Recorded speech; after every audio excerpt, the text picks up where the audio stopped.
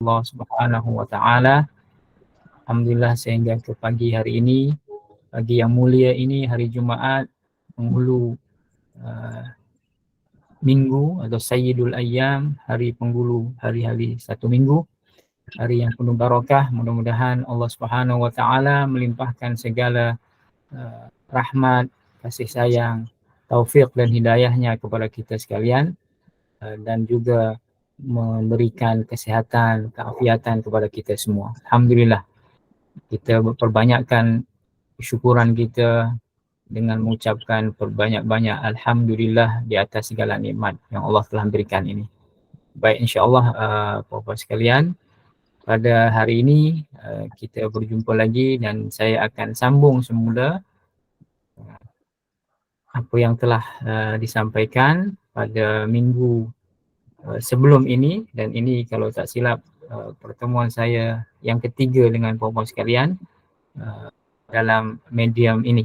Dan insya-Allah puan-puan sekalian, kita akan sambung berkaitan dengan masih lagi adab-adab dan juga amalan yang Nabi SAW ajarkan berkaitan dengan kematian, berkaitan dengan mendengar musibah, apa yang sepatutnya kita buat ketika kita mendengar ataupun berlaku ditimpa satu musibah, apa yang biasa Nabi SAW lakukan ataupun ucapkan, dan juga beberapa hukum hakam berkaitan dengan amalan-amalan yang biasanya berlaku ketika terjadi sebuah musibah.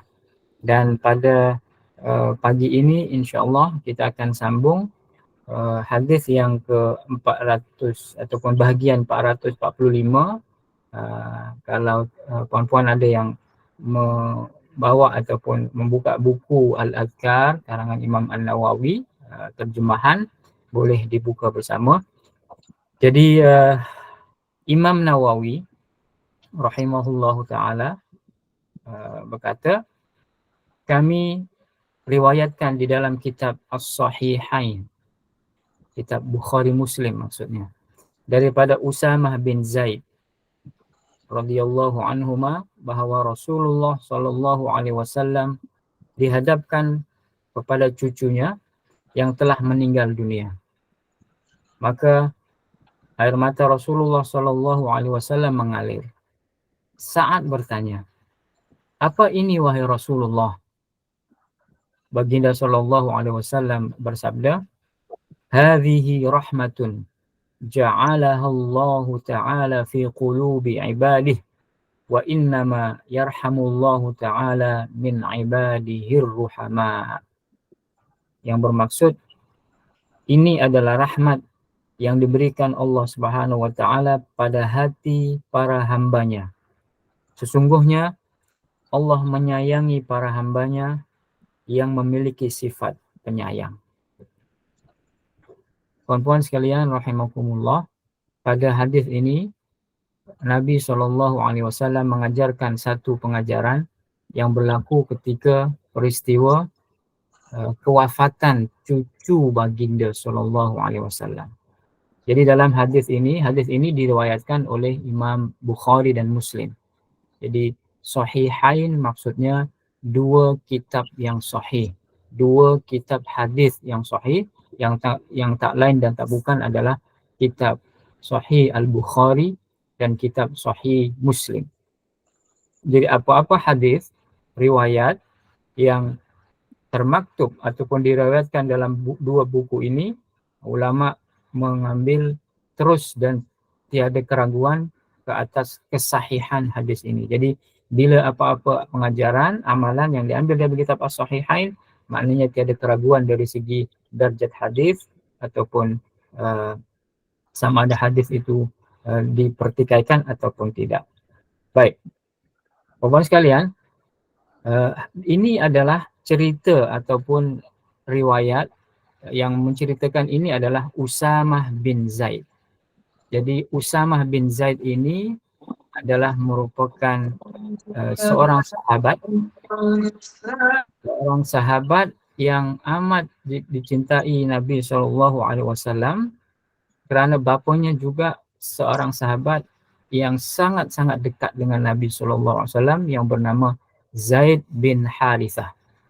Kalau puan-puan mendengar sebelum ini bahwasanya Zaid bin Harithah ini adalah merupakan anak angkat Nabi sallallahu alaihi wasallam.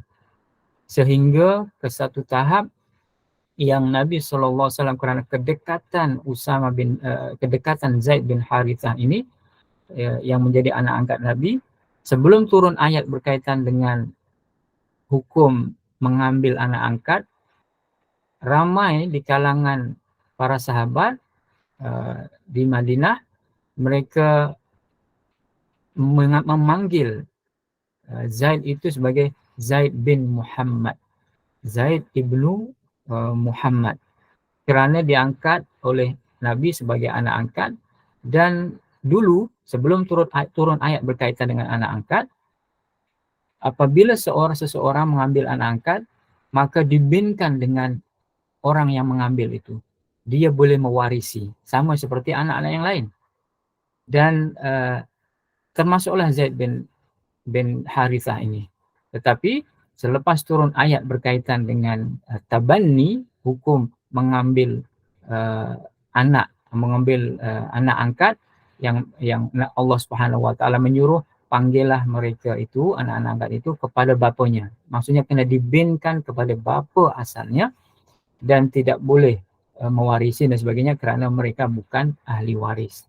Sehinggalah selepas turun ayat itu tidak dipanggil lagi oleh para sahabat sebagai Zaid bin Muhammad, tapi Zaid bin Harithah seperti biasa. Sangat dekat, membantu Nabi, istilahnya maula Nabi, bukan hanya maula, bukan hanya pembantu, tetapi dijadikan sebagai anak angkat Nabi, sangat dekat. Dan adapun Usama ini anaknya Zaid. Maknanya Usama bin Zaid bin Harithah. Kedua-duanya sangat dicintai oleh Nabi dan mempunyai satu panggilan. Satu panggilan dalam istilah Arab adalah hibbu. Hib itu orang yang dicintai. Jadi istilahnya al-hibbu ibnu al-hib. Orang yang dicintai bin orang yang dicintai. Subhanallah. Jadi Zaid ataupun Usama bin Zaid bin Harithah ini, kedua-duanya ini adalah merupakan sahabat-sahabat yang mempunyai tempat yang istimewa di hati Nabi SAW. Dan menceritakan pada peristiwa ini, kerana dekat, maka dia tahu apa yang berlaku. Katanya Rasulullah SAW pada suatu hari dihadapkan kepada cucunya yang dah meninggal dunia. Cucunya ini, tuan-tuan, puan-puan sekalian, dalam riwayat dikatakan, riwayat hadis yang lain, dia adalah Umamah bintin Nabi SAW. Siapa anak Nabi yang mempunyai anak bernama Umamah ini, yang merupakan cucu Nabi? Dia adalah Zainab yang merupakan suami daripada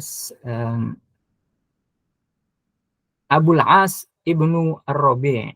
Abul As ibnu Rabi' ini ayah Zainab yang merupakan besan atau anaknya berkahwin ataupun dia adalah merupakan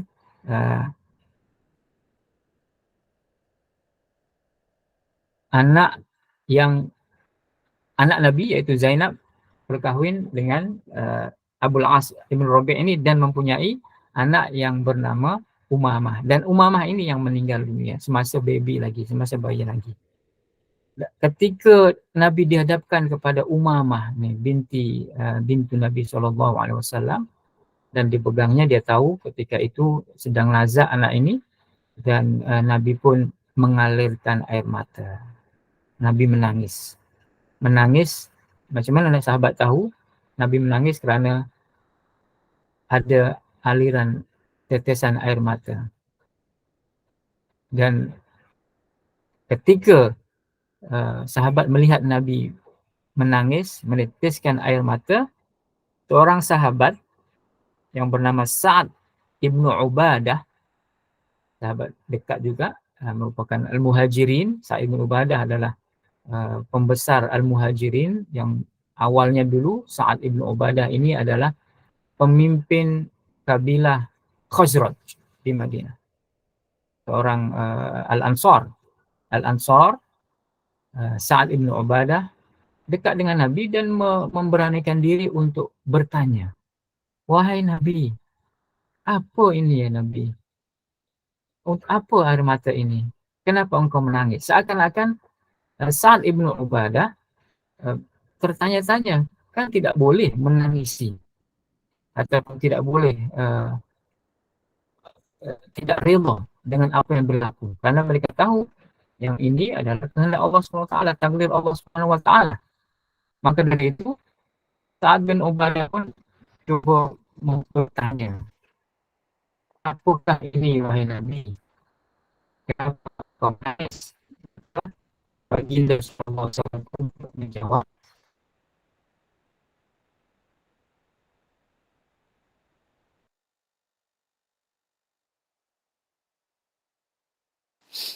Maaf Ustaz, terputus. Tak dengar ya, suara Ustaz. Tadi terputus sekejap. Saya rasa kita boleh teruskan. Silakan Ustaz. Mungkin talian Ustaz tak begitu tak stabil kot.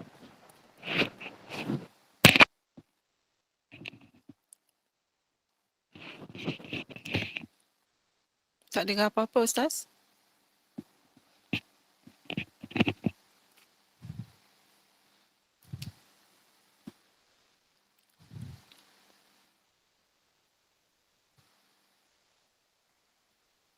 Ustaz mungkin boleh keluar dulu, nanti masuk balik.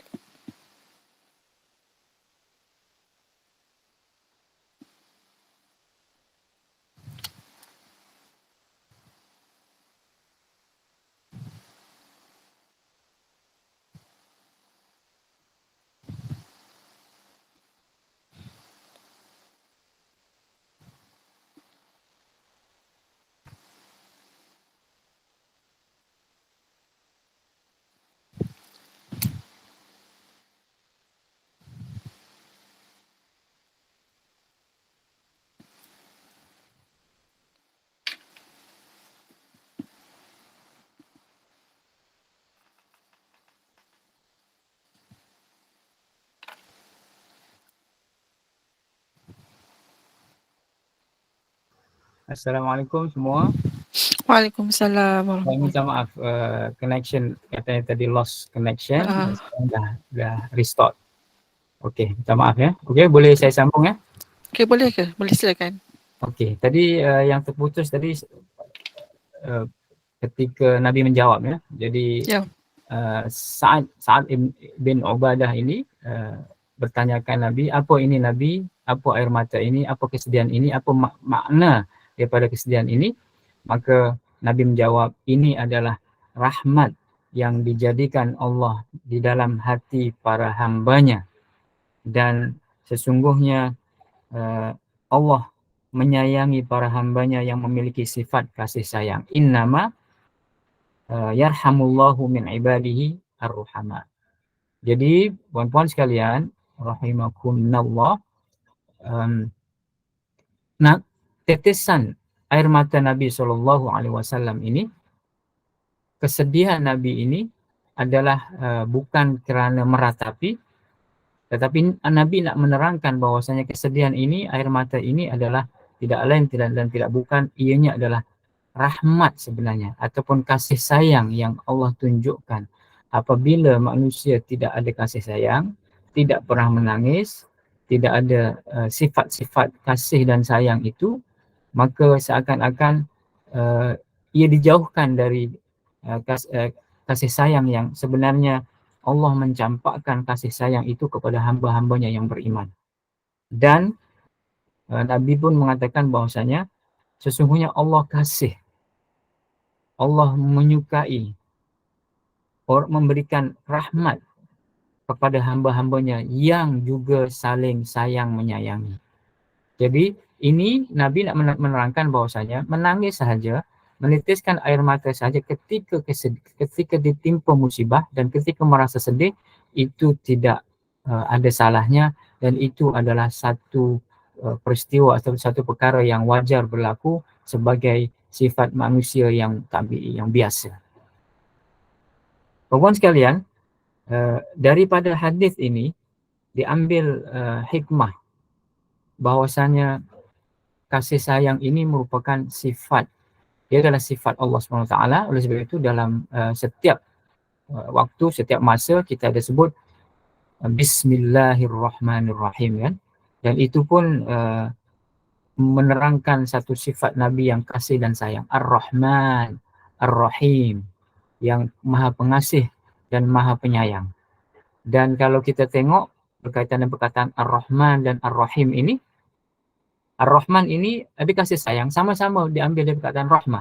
Jadi Ar-Rahman Ar-Rahim itu diambil dari perkataan yang sama, yaitu Ar-Rahmah. Apa beza di antara Ar-Rahman dan Ar-Rahim? Ulama tafsir mengatakan bahwasanya Ar-Rahman adalah kasih sayang Allah yang khas untuk para hamba-hambanya yang beriman sahaja. Sedangkan Ar-Rahim yang penyayang diberikan kepada semua makhluk hidup yang Allah ciptakan.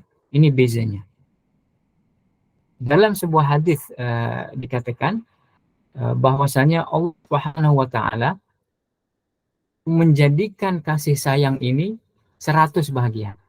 Allah turunkan kasih sayang ini dan bahagikan kepada 100 bahagian. Yang 99 Allah simpan kasih sayang ini, bahagian yang 99 ini Allah simpan dan Allah akan berikan kepada hamba-hambanya yang Allah cintai di akhirat, di surga nanti. Yang satu pula macam mana? Yang satu ini, yang bagian satu bagian ini Allah Subhanahu wa taala turunkan di dunia ini, dan dengan satu bagian kasih sayang Allah itu seluruh makhluk hidup di bumi ini, di alam semesta ini, mereka berkasih sayang sesama mereka. Sama ada manusia yang berimannya, yang tak berimannya, haiwan-haiwannya, mereka berkasih sayang, mereka saling cinta mencintai sesama sendiri kerana kasih sayang satu bahagian yang Allah Subhanahu wa taala turunkan itu. Hadisnya ada dalam Sahih Bukhari, diriwayatkan daripada Abu Hurairah, kata Nabi, ja'alallahu rahmata mi'ata juz' fa amsaka 'indahu tis'atan wa tis'in. Allah jadikan kasih sayang itu 100 bahagian, tetapi Allah simpan, Allah pegang yang 99.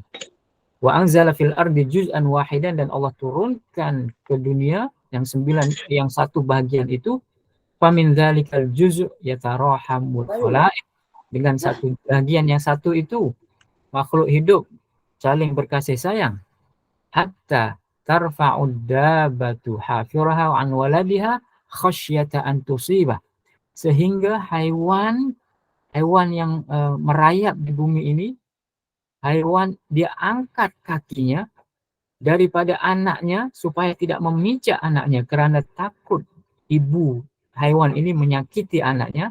Dan ini adalah kasih sayang untuk semua makhluk hidup di alam semesta ini yang Allah turunkan hanya satu bahagian. Bagian yang 99 Allah simpan untuk hamba-hambanya yang beriman di akhirat nanti. Ini juga tafsiran dari perkataan Bismillahirrahmanirrahim. Ar-Rahman untuk hamba-hambanya yang beriman, Ar-Rahim untuk hamba-hambanya kesemuanya, dan juga makhluk hidup yang Allah ciptakan di bumi ini. Jadi ini berkaitan dengan kasih sayang. Dan kalau puan-puan pernah mendengar nasyid, saya teringat nasyid Raihan tentang kasih sayang.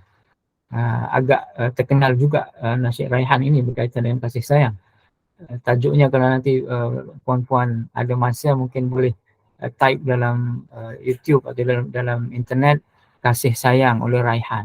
Saya sangat suka dengan lirik-lirik perkataannya, yang salah satunya yang saya sangat suka dan saya sampai hafal lirik tersebut. Katanya, kasih manusia sering bermusim, sayang manusia tiada abadi, kasih Tuhan tiada bertepi, sayang Tuhan janjinya pasti. Jadi dalam lagu ini nak menceritakan perbezaan di antara kasih sayang Allah dan kasih sayang manusia. Kasih sayang manusia ini daripada kasih sayang Allah. Tapi yang satu bagian tadi itu pun baru satu bagian itu pun sudah begitu berapa ramai manusia yang saling kasih mengasihi. Haiwan pun ada kasih mengasihi di antara mereka dari satu bagian itu. Itu kasih manusia. Kasih Tuhan, katanya kasih Tuhan tidak ada tepi, tidak ada batasan, tidak ada had. Dan sayang Tuhan itu bila janji, pasti janjinya. Dalam Al-Quran pun disebut, warahmati, uh, uh, Allah berfirman, usibu, warahmati wasi'at kulla syai. Rahmatku meliputi segalanya. Azabi usibu bihi man asya, warahmati wasi'at kulla syai. Azabku, kata Allah, aku menghadap ini untuk orang-orang yang aku kehendaki saja. Maknanya orang tertentu yang berdosa, yang bermaksiat dan sebagainya. Tapi kadang-kadang orang yang berdosa dan bermaksiat, Allah tak azab kerana Allah ampunkan. Ini azab Allah. Jadi terhad dia, azab Allah yang terhad untuk orang-orang tertentu sahaja. Tetapi rahmat Allah, kasih sayang Allah, wasi'at kulla syai. Subhanallah. Kasih sayang Allah tidak bertepi, meliputi semuanya. Semua makhluknya, semua hambanya, baik yang beriman maupun yang tak beriman. Makhluk-makhluknya yang hidup di semesta ini. Tetapi itu baru satu. 99 disimpan untuk kita para hamba-hambanya di akhirat nanti. Mudah-mudahan Allah SWT menjadikan kita hamba-hambanya akan mendapatkan rahmat Allah yang 99 yang disimpankan oleh Allah untuk kita itu. Nah, ini berkaitan dengan rahmat itu. Kerana Nabi mengatakan, hazihi rahmatun, katanya. Ini bukan tangisan biasa, ini bukan meratapi kematian, ini bukan kesedihan yang tidak redha dengan apa yang Allah takdirkan dengan kematian cucuku ini, tetapi ini adalah kasih sayang yang Allah campakkan ke dalam hati-hati para hambanya. Maka sangat wajar, tidak ada masalah apabila kita bersedih atau misalnya sehingga keluar air mata dan menangis kerana ada musibah yang berlaku. Apa yang penting adalah kita redha dan kita mengatakan inna lillah wa inna ilaihi raji'un. Sesungguhnya kami semuanya milik Allah dan sesungguhnya kami kepadanya akan dikembalikan. Dalam hadis ini, puan-puan sekalian, sebenarnya ketika ceritanya itu ketika Zainab binti Nabi, anak Nabi, cucunya dah nazak, maksudnya anak Zainab ini sudah nazak, maka Zainab ini menghantar seseorang untuk jumpa Nabi dan memaklumkan Nabi, cucu Nabi sedang nazak, boleh tak Nabi datang? Dia macam tu, ceritanya panjang. Jadi ketika ada utusan yang berjumpa Nabi, Nabi pun ada mengatakan, katakan kepada Zainab, sampaikan kepada Zainab, bersabarlah dia dan bermuhasabahlah dan mengucapkanlah inna lillahi wa inna ilaihi raji'un. Inna lillahi ma akhad wa lahu ma a'ta wa kullu syai'in indahu bi ajalin musamma. Ini adalah perkataan yang Nabi ajarkan. Yang pertama, kita disuruh mengucapkan inna lillahi wa inna ilaihi raji'un. Yang kedua, inna lillahi ma akhad. Maksudnya, sesungguhnya milik Allah itu apa-apa yang Allah ambil.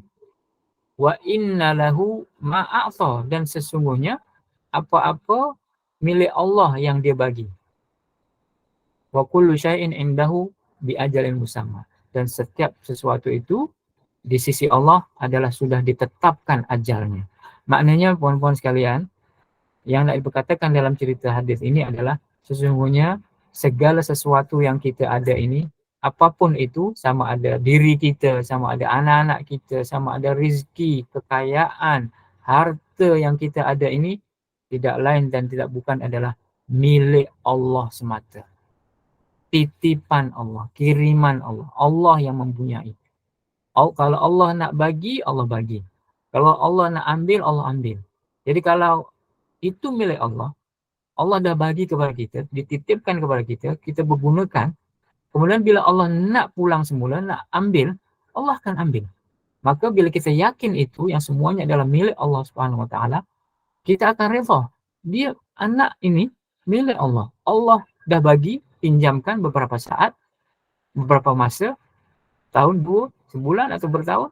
Kemudian tiba-tiba Allah nak ambil semula. Itu hak Allah. Maka kita akan reda, dan Nabi mengajarkan, kita sebut innalillahi ma'a'ta atau innalillahi ma'akhad. Sesungguhnya milik Allah apa yang dia bagi atau yang dia ambil, dan sesungguhnya milik Allah yang dia bagi. Nak bagi, nak ambil, itu hak Allah. Maka kita reda. Kerana inna lillah, inna kita milik Allah, wa inna ilaihi, maksudnya kita kepadanya raji'un, akan kembali. Ini berkaitan dengan rahmat yang Allah campakkan kepada hati-hati orang-orang beriman, pada hamba-hambanya yang beriman khasnya. Baik. Seterusnya, Bapak sekalian rahimakumullah, Imam Nawawi mengatakan, kami riwayatkan di dalam Sahih Bukhari daripada Anas radhiyallahu anhu, Anas bin Malik, bahawa Rasulullah sallallahu alaihi wasallam menziarahi putranya Ibrahim yang telah meninggal dunia. Yang tadi cucunya, ini riwayat anaknya pula, Ibrahim. Kedua mata Rasulullah sallallahu alaihi wasallam mengalirkan air mata. Abdurrahman bin Auf berkata kepada baginda, "Bagaimana engkau ya Nabi?" Baginda menjawab, "Wahai Ibnu Auf, sesungguhnya ini adalah rahmat." Kemudian Nabi SAW menyambung dengan perkataannya, "Innal aina tadma' wal qalba yahzan wa la naqulu illa ma yurdi rabbana wa inna bi firaqika ya Ibrahimu lamahzunun." Kata Nabi, yang bermaksud, sesungguhnya mata yang mengalirkan air mata, hati yang menjadi sedih, namun kami tidak akan berkata-kata kecuali apa yang menjadikan Tuhan kami itu redha padanya. Dan sesungguhnya perpisahan denganmu wahai Ibrahim membuat kami bersedih. Jadi ini kisah yang lain yang Nabi SAW nampak daripada dirinya yang mulia, kesedihan, mengalirkan air mata. Yang tadi cucunya, Nabi pun menangis, mengalirkan air mata. Yang ini pula anaknya, Ibrahim, lagi sedih. Dan dalam peristiwa ini, Abdurrahman bin Auf. Abdurrahman bin Auf ini, puan-puan sekalian, sahabat Nabi yang sangat dekat, yang merupakan di antara, Abdurrahman bin Auf ini, di antara salah seorang yang Allah Subhanahu wa taala janjikan dimasukkan ke dalam syurga, ataupun yang diberi kabar gembira oleh Nabi yang Allah akan masukkan mereka ini ke dalam syurga, yang istilahnya dipanggil sebagai al-asharatul mubasysyaruna bil jannah. Dia ada puan-puan, ada sahabat-sahabat Nabi ini yang 10 ini memang grade AAA ini, maksudnya grade yang tertinggi daripada kumpulan para sahabat, yang mereka bukan hanya kumpulan yang sangat dekat dengan Nabi, tetapi mereka juga mempunyai satu kualiti yang mereka adalah dijanjikan Allah masuk syurga. Kalau Allah nak janjikan, janji Allah, tadi disebut dalam lirik lagu Raihan tadi kan, sayang Allah, janjinya pasti. Pasti. Maka mereka ini dikenali sebagai al-mubasysyaruna bil jannah. Al-asharatu al-mubasysyaruna bil jannah. 10 orang sahabat yang dijanjikan masuk syurga oleh Allah Subhanahu wa taala. Salah satunya adalah salah seorang daripada mereka, Abdurrahman bin Auf. Abdurrahman bin Auf ini seorang muhajirin yang termasuk orang-orang sahabat Nabi yang masuk Islam awal, minal awail as-sabiqina ilal Islam, seperti Abu Bakar, Zaid bin Thabit, Umar bin Khattab. Mereka yang termasuk orang-orang yang awal masuk Islam dan juga diberikan janji ataupun mempunyai gelaran 10 orang yang dijanjikan syurga. Abdurrahman bin Auf kerana dekat dengan Nabi SAW pun bertanya. Kerana nampak di mata Nabi menitis air mata. Bagaimana bukan bertanya seperti Sa'ad ibnu Ubadah tadi. Abdurrahman ini dia senior, umurnya pun hampir sebaya dengan Nabi, yang lebih muda sedikit. Tahu dan tidak bertanya seperti Sa'ad ibnu Ubadah tadi mengatakan apa ini ya Rasulullah, tapi lebih kasih sayang Abdurrahman bin Auf ini bertanya Nabi dengan ungkapan, bagaimana engkau wahai Nabi? Kaifa haluka? Kalau bahasa Arabnya kaifa haluka? Bagaimana engkau ya Nabi? Macam mana engkau wahai Nabi? Tidak mengatakan kenapa Nabi engkau menangis macam tu. Dia terus bertanya, bagaimana engkau wahai Nabi? Keadaan engkau bagaimana? Risau dengan kesedihan Nabi. Itulah sahabat sebenar. Risau bila apa-apa berlaku pada sahabatnya. Dan ini yang Abdurrahman bin Auf tunjukkan. Satu lagi, Abdurrahman bin Auf adalah merupakan sahabat Nabi yang ahli perniagaan. Orang-orang yang kaya di antara sahabat-sahabat Nabi yang mempunyai sumbangan yang besar, sumbangan secara material. Kerana kekayaannya itu disumbangkan untuk perjuangan Nabi semasa di Madinah. Dan Abdurrahman bin Auf ini ketika berhijrah, dia tidak ada apa-apa harta, tetapi kerana ilmu bisnesnya, kerana kepandaiannya berniaga, akhirnya berjaya dan menjadi salah seorang yang termasuk yang paling kaya di Madinah dahulu. Baik, jadi Abdurrahman bin Auf ini bertanya, wahai Rasulullah, bagaimana engkau, bagaimana keadaan engkau? Nabi pun menjawab, dan Nabi sedih mengeluarkan air mata. Wahai Abdurrahman bin Auf, sesungguhnya ini bukan menangis biasa, ini bukan air mata biasa, tetapi ini adalah rahmat Allah Subhanahu wa taala. Kerana rahmat Allah inilah ada kasih sayang dalam diriku. Kerana rahmat Allah itulah manusia bersedih, manusia menitiskan air mata, manusia berkasih sayang sesama sendiri. Dan ini juga yang berlaku pada diriku sehari ini dengan kematian anakku Ibrahim. Dan Nabi mengajarkan dengan menyebut memang air mata mengalir, hati bersedih, tetapi kami tidak mengatakan apa-apa kecuali yang membuat Allah redha. Maksudnya tidak meratapi, tidak menangis meraung-raung, tidak mengucapkan apa-apa yang Allah tak redha. Hanya mengucapkan inna lillah wa inna ilaihi raji'un, atau yang ungkapan Nabi yang lain, inna bi firaqika ya Ibrahim la mahzunun. Itu saja. Wahai Ibrahim, wahai anakku, sesungguhnya perpisahan kami dengan engkau ini, kepergian engkau menyedihkan kami. Itu saja. Kami bersedih dan menangis, menitiskan air mata. Itu saja perkataan yang dibenarkan ketika berlaku kematian, berlaku musibah.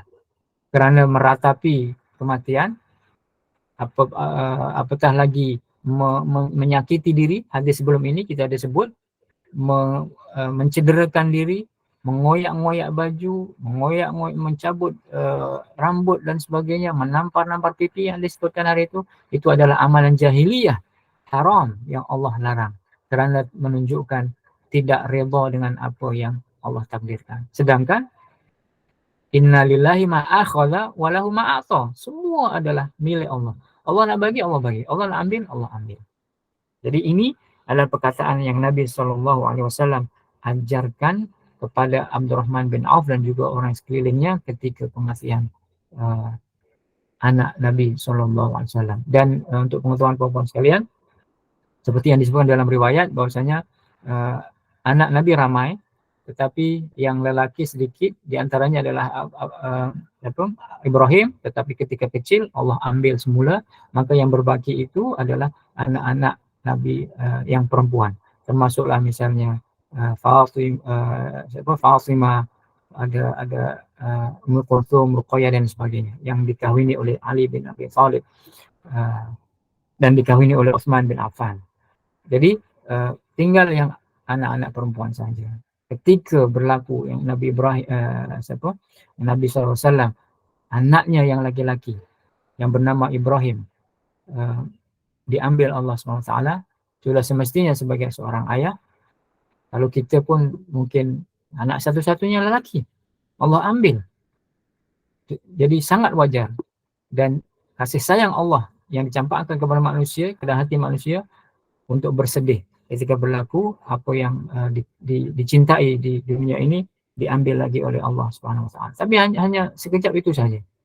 Kerana terus redha dengan mengatakan inna lillahi wa inna ilaihi raji'un atau inna lillahi ma akhad wa lahu ma a'ta wa kullu syai'in indahu bi ajalin musamma. Kemudian cukup wa inna li firaqika ya Ibrahimu lamahzunun. Kami bersedih dengan kepergianmu wahai Ibrahim. Dan banyak sekali berkaitan dengan rahmat ini. Rahmat Allah, kasih sayang Allah ini tajuk yang cukup panjang sebenarnya. Hadis-hadis sangat banyak. Contohnya ada sebuah hadis mengatakan irhamu man fil ard yarhamkum man fis sama. Kasihanilah, berkasih sayanglah, berikanlah kasih sayang kepada orang yang atau kepada mereka yang ada di bumi, maka niscaya yang ada di langit akan kasih kepada engkau. Dalam sebuah hadis. Dalam hadis lain disebutkan man la yarham la yurham. Barang siapa yang tidak berkasih sayang tidak disayangi Allah Subhanahu wa taala. Jadi kasih sayang ini adalah merupakan satu rahmat sebenarnya. Maka bila ada dalam diri manusia itu adalah sebuah nikmat kerana ianya adalah kasih sayang yang Allah Subhanahu wa taala campakkan kepada hamba-hambanya. Baik. Kemudian kata Imam Nawawi, hadis-hadis sama dengan hadis ini cukup banyak. Seperti yang sebut tadi, berkaitan dengan kasih sayang Allah Subhanahu wa taala. Sama ada dalam hadis atau dalam Al-Qur'an. Dalam Al-Qur'an pun banyak. Yang saya sudah sebutkan tadi kan. Yang awal sekali adalah perkataan basmalah, bismillahirrahmanirrahim. Kemudian tadi inna azabi usibuhu bihi man asya wa rahmati wasi'at kulla syai'. Kemudian ada ayat-ayat berkaitan dengan misalnya rahmat yang sesungguhnya kita ini apabila Allah ampunkan dan Allah masukkan kita ke dalam syurga bukan kerana amalan kita, bukan kerana kita yang ada hak ataupun mempunyai hak untuk masuk syurga, tetapi kerana kasih sayang rahmat Allah SWT. Hanya kalau bukan kerana rahmat Allah kita tidak akan masuk ke dalam syurga. Maksudnya bagaimana puan-puan? Rizki yang Allah SWT berikan kepada kita ini, apa yang Allah berikan, Allah sediakan di dunia ini untuk kita, rizkinya, harta melimpah, nikmat kesihatan, nikmat apapun ini, nikmat hidup, kalau dibandingkan dengan amalan kita, sangat-sangat sedikit. Tak boleh kita bandingkan. Kita ni dosanya lebih banyak. Amalan kita sangat sedikit dibandingkan dengan yang Allah telah sediakan untuk kita. Maka kalau kita Allah takdirkan ataupun Allah pilih kita masuk ke dalam syurganya, maknanya itu adalah bukan kerana usaha kita, bukan kerana amal kita, itu kerana kasih sayang Allah Subhanahu wa taala ataupun rahmat Allah Subhanahu wa taala. Imam Nawawi mengatakan, sementara itu hadis-hadis sahih yang menyebutkan bahawa mayit akan diazab disebabkan tangisan keluarganya tidaklah difahami secara apa adanya. Ulama berbeza pendapat dalam mentafsirkannya, dan yang paling benar wallahu a'lam kata Imam Nawawi bahawa hadis tersebut ditujukan untuk orang yang menjadi sebab atas tangisan itu. Boleh dengan mewasiatkan sebelum mati atau sebab-sebab yang lain. Masalah ini secara keseluruhan atau sebagian besar kata Imam Nawawi telah saya kaji secara seksama dalam Kitabul Janaiz, kitab bab jenazah, pada kitab Syarhul Muhadzab. Wallahu a'lam. Jadi kata Imam Nawawi, hukum hakam berkaitan dengan jenazah ini sudah Imam Nawawi terangkan, sebut dalam kitabnya yang cukup terkenal, kitab dalam mazhab Syafi'i, kitab yang merupakan rujukan utama mazhab Syafi'i, fiqh mazhab Syafi'i yang bertajuk namanya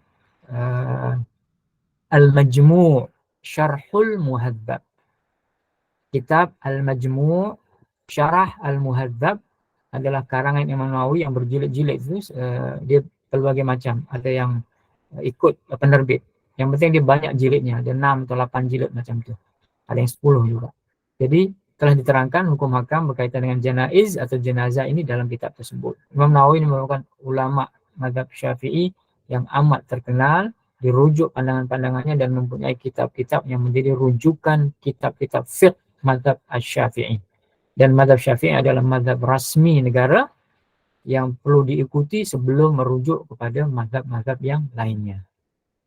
Jadi kata Imam Nawawi dalam menerangkan ataupun meringkaskan isu yang berkaitan dengan mayit diazab ketika ada orang yang meratapi ini, maksudnya adalah ataupun ada orang yang bersedih dan sebagainya. Imam Nawawi menjelaskan diazab ini bukan kerana tangisan keluarganya sahaja. Setakat menangis, setakat bersedih, tidak bermaksud si mayit itu akan diazab oleh Allah Subhanahu wa taala dalam kuburnya. Tetapi yang diazab oleh Allah ketika ada ratapan atau tangisan yang apabila ada wasiat ataupun mayit ini atau si mati ini ada mewasiatkan ataupun memberikan arahan sebelum mati untuk supaya berbuat demikian. Seperti yang saya pernah sebut kan, ada sesebuah kaum, sebuah agama lain, pengikut agama lain, mereka sampai menyewa orang-orang untuk menangisi, meratapi kematian. Jadi yang diazab Allah adalah yang pertama, bila ada wasiat. Mayat ini akan diazab kalau dia mewasiatkan ataupun kalau kerana sebab dia yang dia tidak misalnya memberikan amaran atau memberikan nasihat, kemudian keluarganya sampai meratapi, menangisi dengan meraung-raung seakan-akan tidak redha dengan kepergiannya itu. Ini yang dalam hadis-hadis sebelum ini yang disebutkan akan diazab oleh Allah Subhanahu wa taala si mayit itu kerana dia ada sumbangan. Apatah lagi kalau dia yang menyuruh. Maka kata Imam Nawawi, hadis tersebut yang Allah azab si mayit itu adalah ditujukan kepada orang-orang yang menjadi sebab atas tangisan itu. Tapi kalau bukan kerana dia, ada orang menangis, tidak ada masalah, tidak ada apa-apa larangan. Apatah lagi seperti yang Nabi buat ataupun sahabat-sahabat lain buat, menangis cukup kerana hanya kesedihan sahaja. Tidak sampai kepada meratapinya. Baik. Dan seterusnya, ini saya tutup dengan hadis yang ketiga. Kata Imam Nawawi, para rakan seangkatan kami, sahabat-sahabat Imam Nawawi ataupun ulama-ulama satu mazhab ataupun yang dipanggil sebagai Asy-Syafi'iyah, ulama-ulama mazhab Syafi'i. Kami mengatakan boleh menangis sebelum atau setelah kematian, namun katanya sebelumnya itu lebih baik kerana ada hadis sahih yang berbunyi fa idza wajabat fala tabkiyanna bakiyah, kata Nabi, yang bermaksud apabila ada kematian telah datang, maka jangan sekali-kali ada yang menangis. Ini hukum berkaitan dengan masa ataupun waktunya, mana yang diperbolehkan ataupun yang lebih baik. Kalau ikut hadis ini, apabila telah berlaku kematian, faida wajabat, apabila telah berlaku kematian, maka katanya jangan ada sekali-kali yang menangis. Maknanya yang diperbolehkan mengikut ulama mazhab Syafi'i ataupun yang sepatutnya ataupun yang lebih baik adalah bersedih, menangis sebelum kematian. Contohnya ketika sakit, bersedih, menangis. Tapi selepas diambil nyawanya oleh Allah SWT, selepas kematian itu betul-betul berlaku, dia akan redha. Dia hanya cukup mengatakan inna lillahi wa inna ilaihi raji'un. Ataupun misalnya mengucapkan perkataan-perkataan yang lain seperti yang Nabi sebut tadi, sesungguhnya milik Allah apa yang dia bagi dan miliknya juga apa yang diambilnya. Itu saja sudah mencukupi, dan apabila menangisnya itu sebelum, itu yang lebih baik, kata ulama-ulama mazhab Asy-Syafi'i. Kerana hadis ini menunjukkan bahawasanya apabila berlaku selepas, itu yang tidak boleh. dalam hadis ini. Tetapi Imam Nawawi mengatakan, Imam Syafi'i sendiri rahimahullah menegaskan bahwa hukum menangis setelah kematian adalah makruh tanzih. Makruh, bukan sampai tahap haram. Makruh tanzih dan bukan haram. Hadis tersebut dipahami sebagai larangan makruh. Jadi apa yang nak disampaikan oleh Imam Nawawi di sini dalam hadis fa'idha wajabat fala tabkiyanna bakiyah, apabila telah berlaku kematian itu jangan ada sekali-kali orang yang menangisinya. Dia larangan, tetapi larangan itu adalah larangan yang bermaksud makruh saja, bukan larangan haram. Kan kita tahu kalau makruh maknanya kalau kita buat tidak mendapatkan azab, tetapi kalau kita tak buat Allah beri pahala. Kalau haram buat Allah azab, tak buat Allah beri pahala. Dalam hukum usul fiqh ada 5 hukum hakam, ada wajib, ada haram, ada mubah, ada makruh, dan ada mustahab ataupun sunnah. Jadi yang ada dalam hadis ini, hadis larangan ini adalah larangan yang berlevel atau levelnya adalah setakat makruh saja. Maknanya tidak mengapa kalau menangis ketika ada berlaku kematian, berlaku musibah. Dan apatah lagi kalau misalnya kita tidak boleh menahan sebagai sifat manusia, menangis dan mengeluarkan air mata, maka tidak terkena larangan itu. Tetapi kalau sekiranya orang itu kuat dan sehingga tidak menunjukkan rasa tangisnya itu, tidak menangisi apa yang dah berlaku, maka itu yang lebih baik. Itu yang lebih baik kerana dia sangat kuat. Sangat kuat. Jadi kalau misalnya tiba-tiba ada satu peristiwa, misalnya kita berjumpa ataupun berada satu situasi, ada ahli keluarga yang tak menangis, yang lain menangis. Jangan kita bersuudzon misalnya, kenapa dia tak sedih, kenapa dia tak menangis. Sedangkan sebenarnya kesedihan itu ada, sebagai manusia ada, tetapi mungkin tidak dinampakkan. Atau mungkin belum masa itu dah menangis, dah bersedih. Dan tahu hukumnya. Kan? Kita sebetulnya sedih menangis itu sebelum. Kalau selepas, dia tahan, dia tak menangis. Itu yang lebih baik.